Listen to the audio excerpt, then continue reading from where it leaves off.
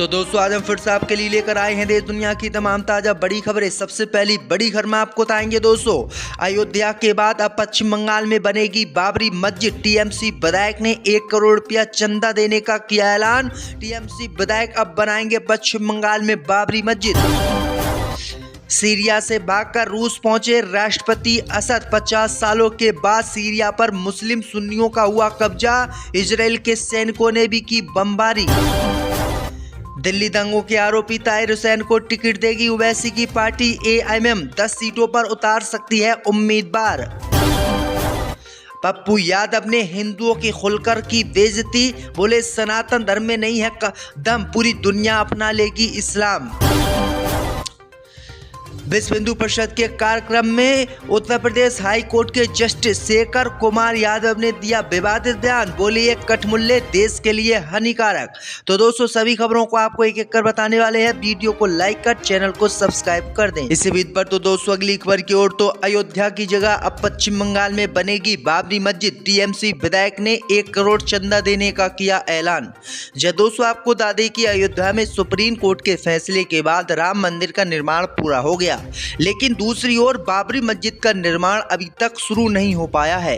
इस बीच पश्चिम बंगाल टीएमसी विधायक ने पश्चिम बंगाल में नई बाबरी मस्जिद बनाने का ऐलान कर दिया है। इतना ही नहीं, उन्होंने बाबरी मस्जिद के लिए 1 करोड़ रुपये दान करने का भी ऐलान किया है। उन्होंने कहा है कि 6 दिसंबर 2025 से पहले ही वेलडांगा में बाबरी मस्जिद की स्थापना का काम शुरू हो जाएगा। टीएमसी विधायक हुमायूं कबीर ने सोमवार को ये ऐलान किया है। उन्होंने कहा है कि पश्चिम बंगाल में 34% मुसलमान हैं। उनकी जो भावना है और उनकी जो पश्चिम बंगाल में सिर ऊंचा करने की, जीने की तमन्ना है, जो अधिकार है, वो उनके लिए मैं प्रस्ताव रखता हूं। तो ये बड़ी अपडेट आई दोस्तों की अयोध्या के बाद अब पश्चिम बंगाल में बाबरी मस्जिद बनाई जाएगी। इसी बीच पर तो दोस्तों अगली खबर की ओर, तो सीरिया में सुन्नी मुसलमानों का हुआ कब्जा। सीरिया छोड़कर भागे राष्ट्रपति असद। 50 साल बाद इजराइल के सैनिकों ने सीरिया में मचाई तबाही। दोस्तों आपको बता दें कि सीरिया में चल रहे संघर्ष के दौरान हालात और अधिक तनावपूर्ण हो गए हैं। अल कायदा से जुड़े सुन्नी विद्रोही संगठन HTS ने हाल ही में सीरिया पर कब्जा कर लिया और सीरिया में अब मुस्लिमों का राज शुरू हो गया। खबर सामने निकल कर आई दोस्तों कि सुन्नी मुसलमानों का सीरिया में कब्जा होते ही रूस जो है सीरिया के राष्ट्रपति बशर अल असद पहुंच गए हैं। वही आपको बता दें कि सीरिया में सुन्नी मुसलमानों का कब्जा होते ही इजराइल और अमेरिका के सैनिकों ने कई हथियार डिपो पर हमला कर दिया है, जिसमें कई लोगों के मारे जाने की खबर है। इजराइल के अधिकारियों ने बताया है कि उन्होंने हमला इसलिए सीरिया में किया है जिससे जो सुन्नी मुसलमानों का कब्जा सीरिया पर हुआ है वो अमेरिका निर्मित, रूस निर्मित हथियार ना चुरा ले। तो ये बड़ी अपडेट आ रही दोस्तों। पर तो दोस्तों अगली खबर की ओर, तो दिल्ली दंगे के आरोपी ताहिर हुसैन को टिकट देगी ओवैसी की पार्टी, किया ऐलान।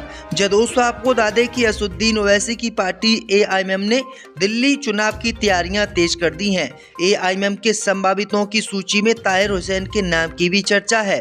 2020 के दिल्ली दंगों के आरोपी आम आदमी पार्टी के पूर्व पार्षद ताहिर हुसैन को मुस्तफाबाद सीट से एमआईएम पार्टी चुनाव लड़ाने के मूड में है।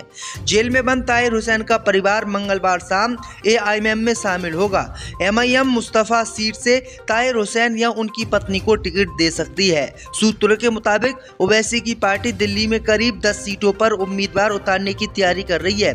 एमआईएम के मैदान में आने से दिल्ली में मुस्लिम वोटों को लेकर त्रिकोणीय लड़ाई देखने को मिल सकती है। इससे आम आदमी पार्टी की चुनौती बढ़ेगी और माहौल का फायदा बीजेपी उठा सकती है। इसी बीच पर तो दोस्तों अगली खबर की ओर, तो सनातन धर्म में नहीं दम, पूरी दुनिया अपना लेगी इस्लाम। हिंदुओं को गाली देकर पप्पू यादव ने फिर दिखाया मुसलमानों से प्यार। दोस्तों आपको बता दें कि बिहार के पूर्णिया से निर्दलीय सांसद पप्पू यादव बीते कुछ दिनों से सुर्खियों में हैं। दरअसल आपको बता दें कि उन्होंने लॉरेंस बिश्नोई गैंग को 24 घंटे में खत्म करने की धमकी दी थी।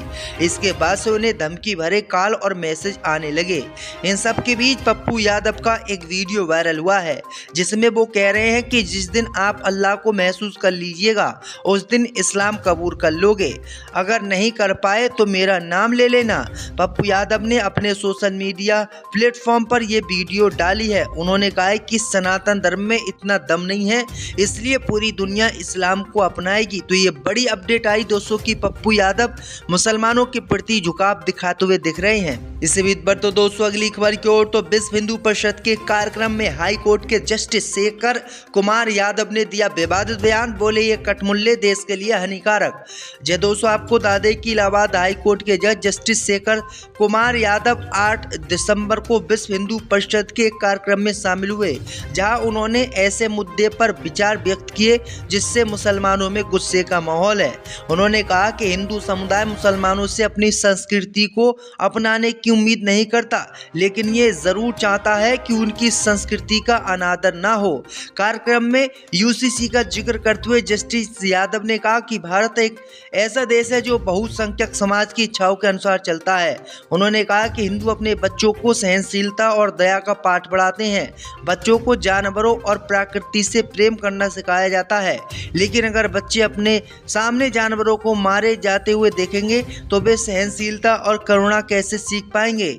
इसी दौरान उन्होंने मुसलमानों पर विवादित टिप्पणी की। उन्होंने कहा कि मुसलमान जो कठमुल्ले हैं वो देश के लिए हानिकारक हैं और देश हिंदुओं के कहने से चलेगा। तो ये बड़ी अपडेट आई दोस्तों कि एक जस्टिस होते हुए किस तरह से इन्होंने विवादित बयान दिया है। HTS ने हाल ही में सीरिया पर कब्जा कर लिया और सीरिया में अब मुस्लिमों का राज शुरू हो गया।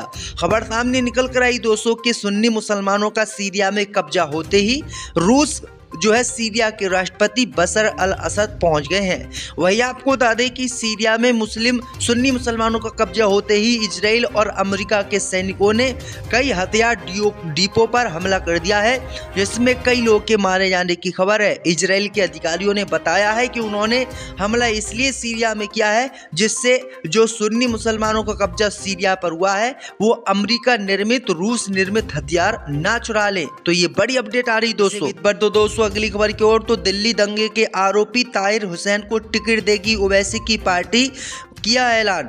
जब दोस्तों आपको बता दें कि असदुद्दीन ओवैसी की पार्टी AIMM ने दिल्ली चुनाव की तैयारियां तेज कर दी हैं। AIMM के संभावितों की सूची में ताहिर हुसैन के नाम की भी चर्चा है। 2020 के दिल्ली दंगों के आरोपी आम आदमी पार्टी के पूर्व पार्षद ताहिर हुसैन को मुस्तफाबाद सीट से MIM पार्टी चुनाव लड़ाने के मूड में है। जेल में बंद ताहिर हुसैन का परिवार मंगलवार शाम AIMM में शामिल होगा। MIM मुस्तफा सीट से ताहिर हुसैन या उनकी पत्नी को टिकट दे सकती है। सूत्रों के मुताबिक ओवैसी की पार्टी दिल्ली में करीब 10 सीटों पर उम्मीदवार उतारने की तैयारी कर रही है। MIM के मैदान में आने से दिल्ली में मुस्लिम वोटों को लेकर त्रिकोणीय लड़ाई देखने को मिल सकती है। इससे आम आदमी पार्टी की चुनौती बढ़ेगी और माहौल का फायदा बीजेपी उठा सकती है। इसी बीच पर तो दोस्तों अगली खबर की ओर तो सनातन धर्म में नहीं दम, पूरी दुनिया अपना लेगी इस्लाम। हिंदुओं को गाली देकर पप्पू यादव ने फिर दिखाया मुसलमानों से प्यार। जब दोस्तों आपको बता दें कि बिहार के पूर्णिया से निर्दलीय सांसद पप्पू यादव बीते कुछ दिनों से सुर्खियों में हैं। दरअसल आपको बता दें कि उन्होंने लॉरेंस बिश्नोई गैंग को 24 घंटे में खत्म करने की धमकी दी थी। इसके बाद से उन्हें धमकी भरे कॉल और मैसेज आने लगे।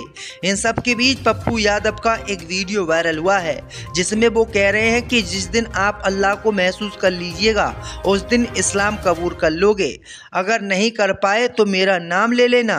पप्पू यादव ने अपने सोशल मीडिया प्लेटफॉर्म पर यह वीडियो डाली है। उन्होंने कहा है कि सनातन धर्म में इतना दम नहीं है, इसलिए पूरी दुनिया इस्लाम को अपनाएगी। तो ये बड़ी अपडेट आई दोस्तों कि पप्पू यादव मुसलमानों के प्रति झुकाव दिखाते हुए दिख रहे हैं। इसी बीच पर तो दोस्तों अगली खबर की ओर तो विश्व हिंदू परिषद के कार्यक्रम में हाई कोर्ट के जस्टिस शेखर कुमार यादव ने दिया विवादित बयान। बोले ये कठमुल्ले देश के लिए हानिकारक।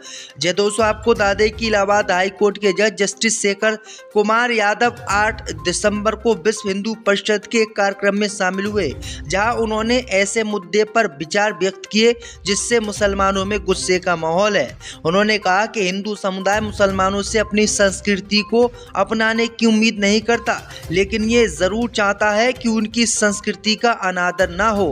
कार्यक्रम में यूसीसी का जिक्र करते हुए जस्टिस यादव ने कहा कि भारत एक ऐसा देश है जो बहुसंख्यक समाज की इच्छाओं के अनुसार चलता है। उन्होंने कहा कि हिंदू अपने बच्चों को सहनशीलता और दया का पाठ पढ़ाते हैं। बच्चों को जानवरों और प्रकृति से प्रेम करना सिखाया जाता है, लेकिन अगर बच्चे अपने सामने जानवरों को मारे जाते हुए देखेंगे तो वे सहनशीलता और करुणा कैसे सीख पाएंगे। इसी दौरान उन्होंने मुसलमानों पर विवादित टिप्पणी की। उन्होंने कहा कि मुसलमान जो कठमुल्ले हैं वो देश के लिए हानिकारक हैं और देश हिंदुओं के कहने से चलेगा। तो ये बड़ी अपडेट आई दोस्तों कि एक जस्टिस होते हुए किस तरह से इन्होंने विवादित बयान दिया है।